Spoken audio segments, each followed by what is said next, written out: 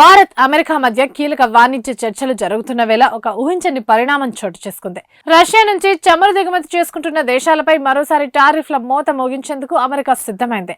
Russia నుంచి crude oil కొనుగోలు చేస్తున్న భారత్, చైనా వంటి దేశాలపై ఏకంగా 100% వరకు పన్నులు విధించే ప్రతిపాదనతో కూడిన బిల్లుకు అమెరికా సెనెట్ ఆమోదం తెలిపింది.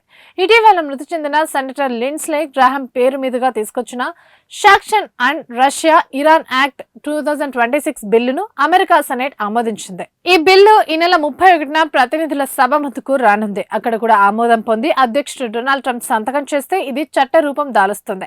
ఉక్రెయిన్ యుద్ధాన్ని ముగించేలా రష్యాపై ఒత్తిడి పెంచేందుకు అమెరికా ఈ బిల్లును రూపొందించింది. అప్పట్లో డొనాల్డ్ ట్రంప్ దీన్ని ఆర్థిక బంకర్ బస్టర్ గా అభివర్ణించారు. రష్యా ఇంధనాన్ని దిగుమతి చేసుకునే భారత్, చైనా, స్లోవేకియా, హంగేరీ, అజర్బైజాన్ వంటి దేశాలపై అసాధారణ స్థాయిలో సుంకాలు విధించే అధికారాన్ని ఈ బిల్లు అమెరికా అధ్యక్షుడికి కల్పిస్తుంది. గతంలో 500% ప్రతిపాదించిన ఈ టారిఫ్లను అంతర్జాతీయ పరిణామాల నేపథ్యంలో 100% సవరించారు. ఒకవేళ ఈ బిల్లు చట్టంగా మారితే భారత్ నుండి అమెరికాకు అయ్యే ఎగుమతులపై తీవ్ర ప్రభావం పడే అవకాశం ఉందని ఆర్థిక విశ్లేషకులు భావిస్తున్నారు.